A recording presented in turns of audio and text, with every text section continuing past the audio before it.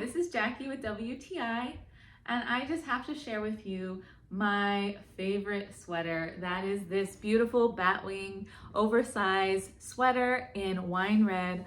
I love this sweater so much. I actually had it in orange and I had to get a second one because I wear these constantly. I get so many compliments on them. Everybody wants to know where I've got this sweater because it's very chic looking.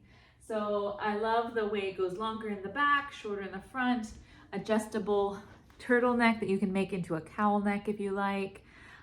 It's stretchy and soft. It's so soft and so cozy, but it doesn't make me overheated because I get really hot with thick, bulky sweaters.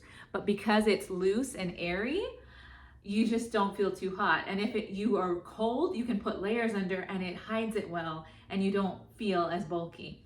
So it's just a win-win. I use this in fall, winter, and spring. Again, why I had to get a second color. They come in beautiful colors.